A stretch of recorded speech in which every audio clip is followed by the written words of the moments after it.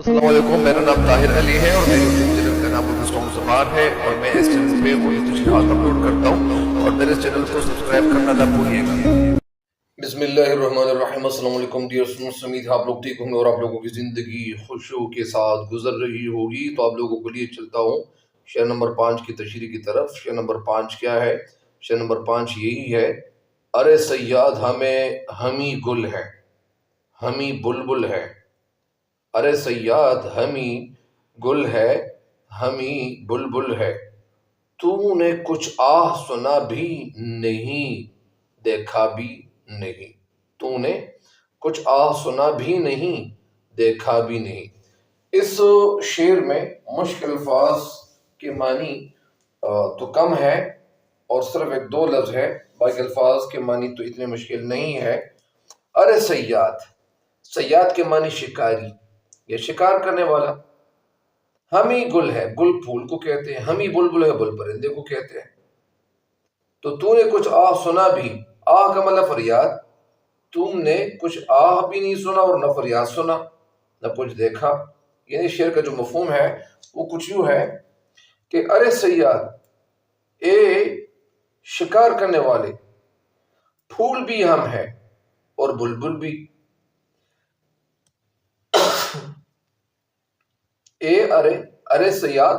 یعنی اس شعر کا مفہوم یہ ہے کہ اے صیاد، پھول بھی ہم ہیں اور بلبل بھی ہم ہیں۔ افسوس تو نے کچھ سنا نہ دیکھا۔ اس شعر میں شاعر فراق گورکھپوری نے شاعرانہ تعلی سے، تعلی کا مطلب یعنی خود کو اعلیٰ تصور کرنا سے کام لیا ہے اور کہنا یہ چاہتے ہیں کہ اے صیاد، اے شکار کرنے والے، وہ خوبصورت اور خوش نما پھول ہم ہی ہیں جس کی خوشبو سے تمام ماحول معطر ہے، خوشبودار ہے، جس کی رعنائی، جس کی خوبصورتی کے چرچے، جس کی خوبصورتی کی شہرت پوری دنیا میں موجود ہے، جس کی خوبصورتی، جس کی رعنائی کے چرچے، جس کی خوبصورتی کے چرچے پورے عالم میں ہے، پوری دنیا میں ہے، پورے جہاں میں ہے، وہ بلبل بھی ہم ہی ہے جس کے نغمے، جس کی موسیقی اور زمزمے کانوں میں رس گھولتے ہیں۔ یعنی کہنے کا مقصد یہ ہے کہ وہ لوگ یا وہ بندے یا وہ لوگ ہی ہم ہیں، یعنی جس طرح شعر کہتے ہیں: جو ہم نہ ہوں تو زمانے کی سانس رک جائے، جو ہم نہ ہوں تو زمانے کی سانس رک جائے، قتیل وقت کے سینے میں ہم دھڑکتے ہیں، قتیل وقت کے سینے میں ہم دھڑکتے ہیں۔ اصل میں یہ شعر قتیل شفائی کا ہے، یعنی شعر کہنا یہ چاہتے ہیں کہ لیکن افسوس تو ایسا بذوق اور کوتاہ نظر نکلا کہ تو نے نہ وہ پھول دیکھا، نہ اس کی وہ خوشبو جو سونگھی، اور نہ رعنائی دیکھی، نہ خوبصورتی دیکھی، نہ وہ بلبل دیکھا اور نہ وہ رس بھرے نغمے سنے، بلکہ ایک نظر ہی میں، بلکہ ایک آن میں، پلک جھپکتے ہی پھول کو بھی تو نے توڑ ڈالا اور بلبل کو بھی شکار کر لیا۔ یعنی یہاں پہ اس شعر کی جو تشریح ہے یہ کس طرف یہ تشریح جاتی ہے؟ اصل میں شاعر اس کا جو پس منظر بیان کرتے ہیں، اس کا جو بیک گراؤنڈ آپ کے سامنے رکھنا چاہتے ہیں، وہ کیا بیک گراؤنڈ آپ کے سامنے رکھنا چاہتے ہیں؟ بیک گراؤنڈ یہ ہے کہ شعر میں صیاد سے مراد انگریز حکمران ہیں، ہندوستان کے جو حکمران تھے، جنہوں نے بر صغیر پر قبضہ کر لیا تھا 1857 کے بعد یا 1857 عیسوی کے بعد دہلی کو تباہ و برباد کر دیا، اس کی خوبصورتی اور رعنائی کو خاک میں ملا دیا۔ جو اس کی خوبصورتی تھی وہ خوبصورتی خاک میں ملا دیا، یا خاک میں مل گئی، مٹی میں مل گئی۔ آخری مغل بادشاہ بہادر شاہ ظفر جو مشہور شاعر بھی تھے، الغرض یعنی ان کو جلا وطن کر دیا۔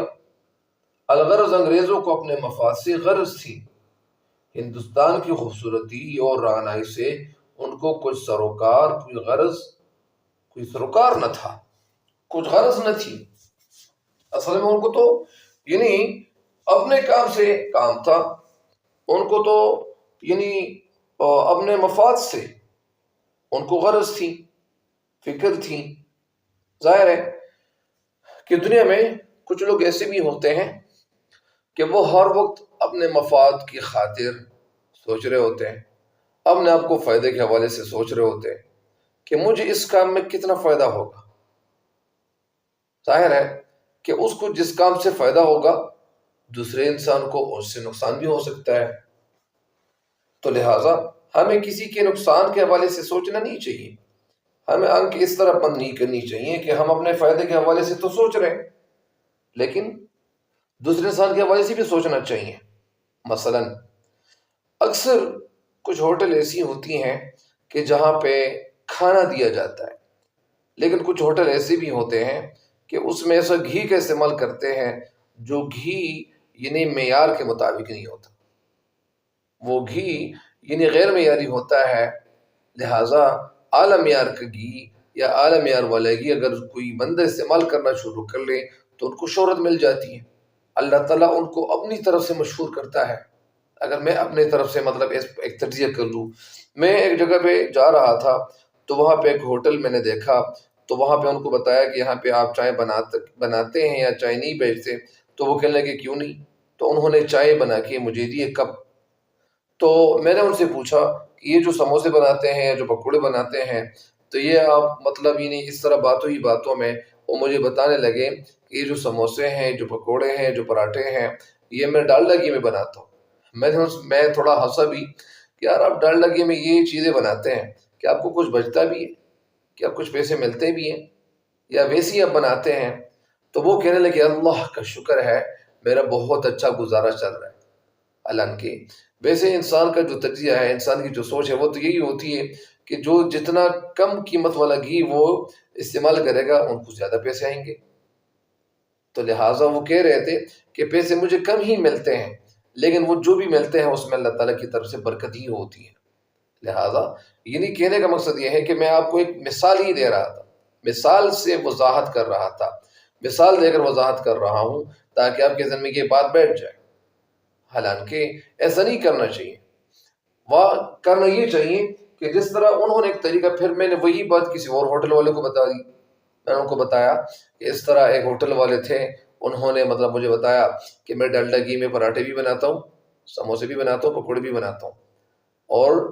تو وہ کہنے یہ لگا، پھر وہ دوسرے ہوٹل جہاں پہ میں